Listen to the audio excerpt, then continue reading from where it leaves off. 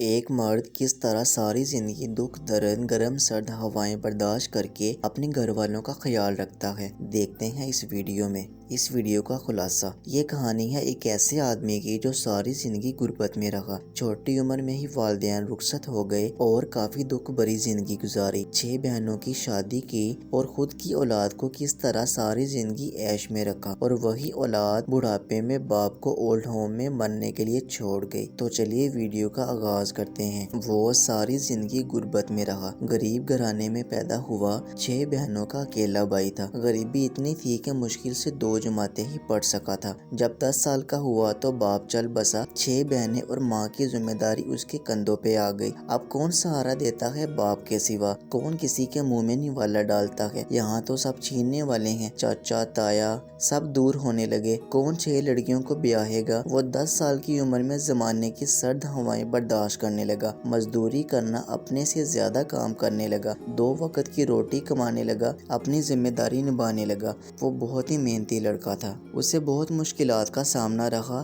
دن رات کی محنت کی جمع پونجی پہ اپنی بہنوں کی شادی کرنے لگا۔ 20 سال کی عمر میں ماں بھی چل بسی، اکیلا چھوڑ گئی، بے سہارا ہو گیا۔ بہنیں بھی اپنے گھر میں جا کر بس چکی تھی۔ ہر گھر کی مجبوری ہوتی ہے، کبھی کبھار بہنیں ملنے آ جایا کرتی تھی۔ وہ دن رات کا تھکا ہارا گھر کو آتا، پہلے کبھی بہن کبھی ماں کھانا بنا دیتی تھی، انتظار کرتی تھی، لیٹ ہونے پہ فکر کرتی تھی۔ ماں دروازے پہ نظریں جمائے بیٹھی رہتی تھی، کب میرا شیر آئے گا؟ لیکن اب کون تھا فکر کرنے والا؟ کون تھا سینے لگانے والا؟ کون تھا پیار کرنے والا؟ اور کون تھا پیار سے کہنے والا بیٹا کھانا کھا لو پھر سو جانا؟ وہ اکیلا رہ گیا تھا، تنہائی کاٹنے لگی اسے۔ وہ تھکا ہارا آتا، ہمت ہوتی تو کھانا کھا لیتا، ورنہ بے جان جسم لے کر ہی سو جاتا۔ ماں باپ کے بنا بھی کوئی زندگی ہوتی ہے کیا؟ گھر کی حالت بہت بری تھی، کپڑے بکھرے ہوئے، صفائی کی تو ٹھیک، ورنہ کون آتا تھا اس کچے مکان میں؟ بہنوں نے سوچا شادی کروا دیتے ہیں بھائی کی، لیکن غریب کی شادی بھی کوئی آسان کام تو نہیں ہوتا۔ خیر کسی اللہ والے نے اپنی بیٹی کا رشتہ اس غریب زادے سے کر دیا۔ بیوی گھر آئی تو اس کا کچا مکان جنت میں بدل گیا۔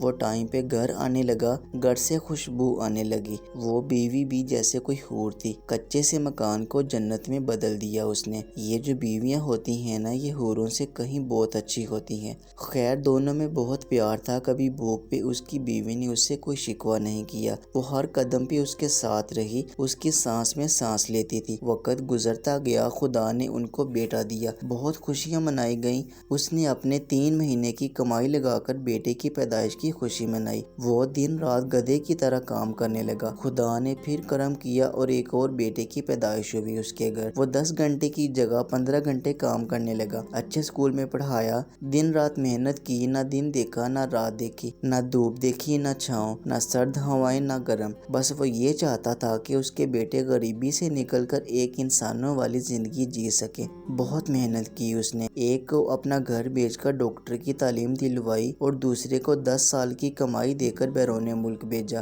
وقت کا تماشا تھا، وقت سکون آیا تو اس کی بیوی کو موت نے آن گھیرا۔ 40 سال تک سفر نبھانے والی، 40 سال سانس میں سانس لینے والی، دکھ سکھ کی ساتھی شریک، ہر غم کو چھپانے والی، گھر جنت بنانے والی، جس کے بنا اب وہ زندگی کا تصور بھی نہیں کر سکتا تھا، ایک پل بھی نہ لگا وہ بچھڑ گئی۔ وہ 60 سال کی عمر میں پہنچ چکا تھا، بیوی کے دکھ نے اسے اس قدر توڑ دیا تھا کہ اب خاموش سا رہنے لگا تھا۔ ایک بیٹا ڈاکٹر بن چکا تھا، دوسرا امریکہ جا کر بس چکا تھا۔ وہ مہینے میں ایک بار فون کر کے پوچھ لیتا تھا حال باپ کا۔ باپ بیوی کے صدمے سے کہاں باہر نکل پا رہا تھا۔ جب کوئی برسوں ہم سفر رہا ہونا تو یوں بچھڑنا زندہ لاش بنا دیتا ہے۔ دن گزرتے گئے، ڈاکٹر بیٹے نے شہر میں اپنا گھر لے لیا، پسند کی شادی کی۔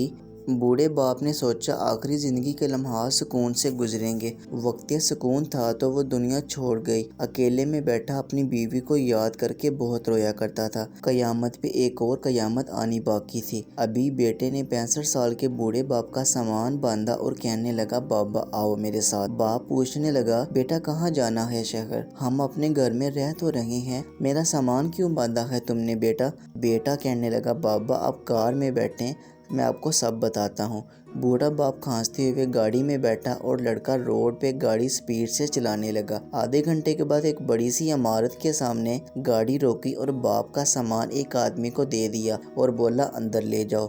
اور بوڑھے باپ کا ہاتھ پکڑ کر جو کانپ رہا تھا کہنے لگا، بابا آپ کی بہو اور ہم دونوں آسٹریلیا جا رہے ہیں، اس لیے میں نے سوچا آپ کو کچھ دیر کے لیے یہاں چھوڑ دوں۔ آپ اکیلے گھر میں کیسے رہتے؟ آپ کچھ دن یہاں اولڈ ہوم سینٹر رہیں گے۔ بیٹا کیوں؟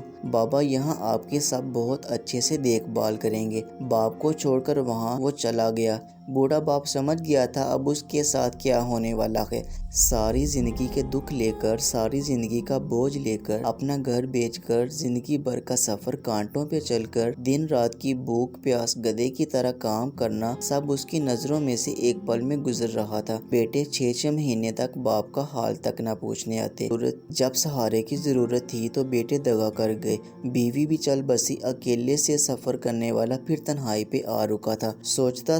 سوچتا تھا بیٹے جوان ہوں گے، میرا سہارا بنیں گے، میں بھی اپنی زخمی روح کو کچھ چین کی سانسیں دوں گا۔ لیکن وقت گزرتا گیا، وقت آخری تھا۔ موت کی دعائیں مانگنے والے پہ شاید خدا کو ترس آ گیا۔ آخری ہچکی باقی تھی، چند سانسوں کا سفر تھا، اور وصیت کر رہا تھا کہ میرے پیارے بیٹوں، میرے جگر کے ٹکڑوں، جب میری میت لینے کے لیے آؤ گے تو میری میت کو ایک بار اپنے سینے سے ضرور لگا لینا۔ بہت تھکن ہے میری روح میں، بہت درد بھرا سفر طے کیا تھا میں نے۔ میرے بچوں، میں تمہارا باپ ہوں، بد دعا نہیں دے سکتا، لیکن میرے بچوں باپ کے ساتھ ایسا نہیں کرتے جیسا تم نے میرے ساتھ کیا ہے۔ مجھے نہیں یاد کہ تمہاری ماں کے جانے کے بعد میں کبھی ٹھیک سے سویا بھی ہوں، کبھی پیٹ بھر کے کھانا کھایا ہو۔ بیٹا یہاں تم لوگ چھوڑ کر چلے گئے تھے نا مجھے، یہاں کوئی ہمیں نہیں پوچھتا۔ کھانا کھایا، ہم بیمار ہوئے تو ایک کونے میں پڑے موت کی دعا مانگتے ہیں۔ بیٹا ایک اور بات، میری میت کو یہاں سے ہی غسل دے کے قبرستان لے جانا، اور میرے مرنے کے بعد